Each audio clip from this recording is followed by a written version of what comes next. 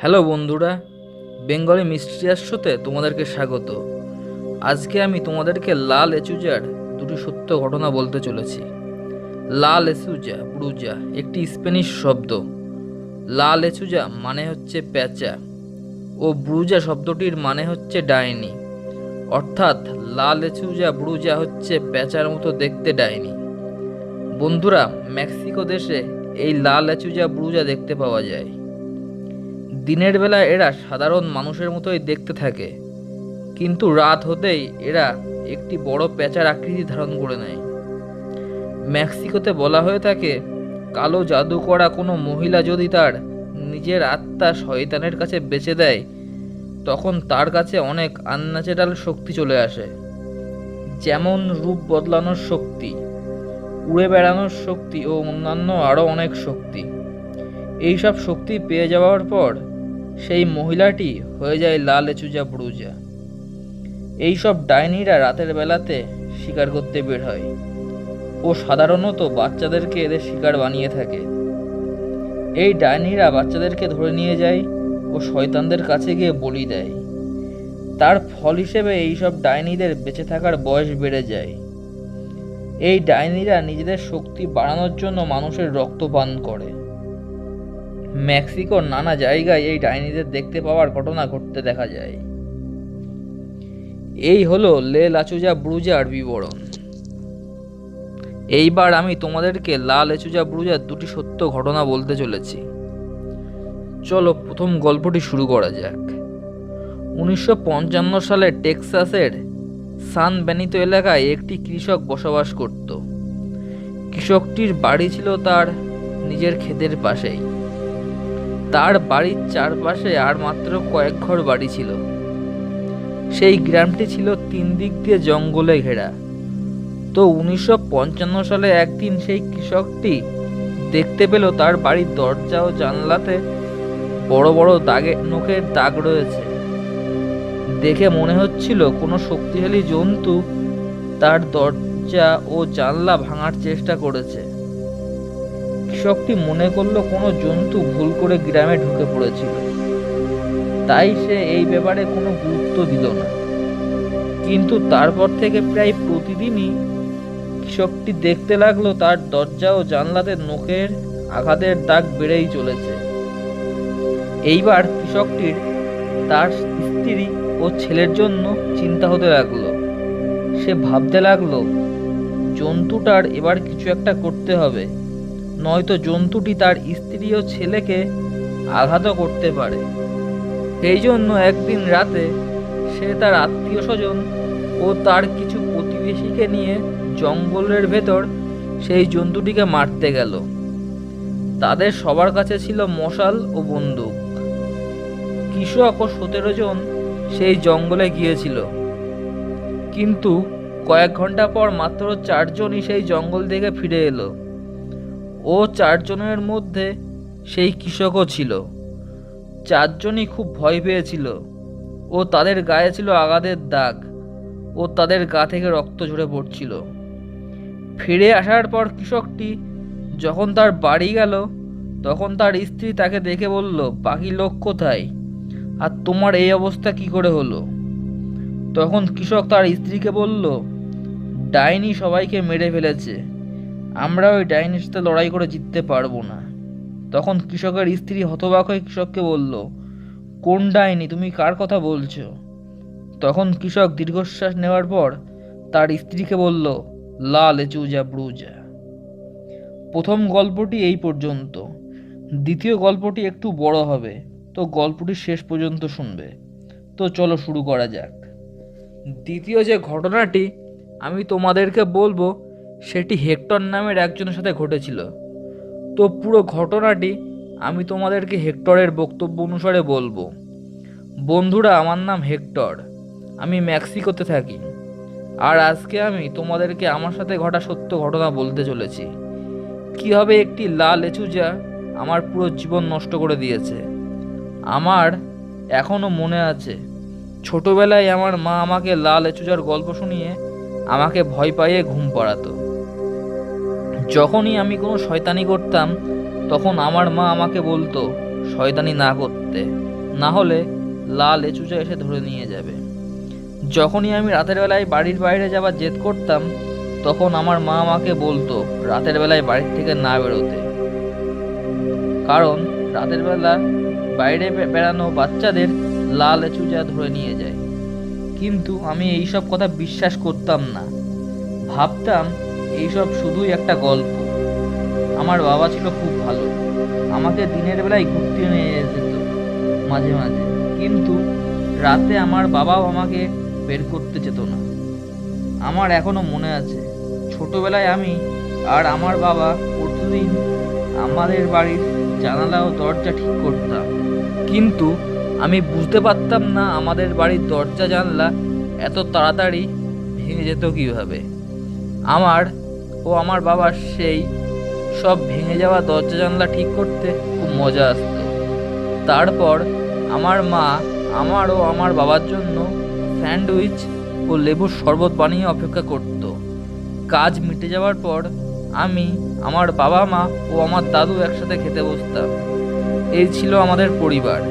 তারপর যখন আমি একটু বড় হলাম, তখন আমার বাবা মারা যায়।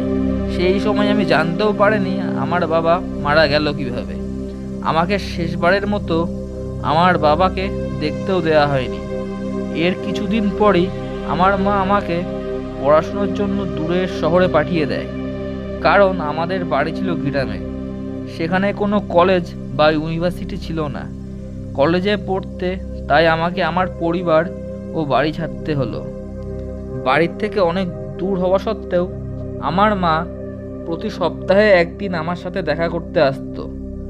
আমার মা যখনই আমার সাথে দেখা করতে আসতো, সেই দিন আমি সারাদিন মার সাথে কথা বলতাম।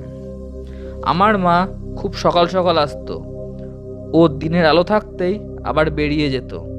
আমি অনেকবার আমার মাকে বলেছি কিছুদিন আমার কাছে থেকে যেতে, কিন্তু আমার মা আমাকে বলতো আমি এখানে থাকতে পারবো না, আমাকে রাত হওয়ার আগেই বাড়ি ফিরে যেতে হবে, কারণ আমাকে তোমার দাদুর দেখাশোনাও তো করতে হবে। এই বলে আমার মা বেরিয়ে যেত। সেই রকমই একদিন আমার মা আমার সাথে দেখা করতে এলো। সারাদিন আমি ও আমার মা গল্প করলাম। কথা বলতে বলতে কখন সন্ধে হয়ে গেল তা আমরা কেউই বুঝতে পারিনি, কিন্তু সন্ধে হয়ে যেতেই দেখলাম আমার মা খুব ঘাবড়ে গেছে। তখন আমার মা আমাকে বলল আমাকে তাড়াতাড়ি বাড়ি পৌঁছতে হবে। তখন আমি মাকে বললাম, এত ঘাবড়ে যাচ্ছ কেন, কালকে বাড়ি যেও। কিন্তু আমার মা আমার কথার কোনো উত্তর দিল না। তারপর আমার মা আমাকে বাই বলল ও গাড়ি নিয়ে এগিয়ে গেল। আমার মার বেরোনোর 1 ঘন্টা পরে আমার কাছে ফোন এলো। আমি ফোন রিসিভ করে বললাম হ্যালো।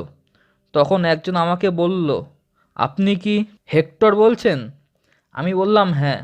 তখন সে বলল, আমি একজন পুলিশ বলছি, এখানে হাইওয়েতে একজন মহিলার অ্যাক্সিডেন্ট হয়েছে ও সে মারা গেছে।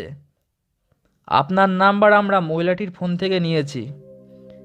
লাশের শনাক্তকরণ করবার জন্য আপনাকে এখানে আসতে হবে। তারপর সে আমাকে লোকেশন বলে দিয়ে ফোন কেটে দেয়।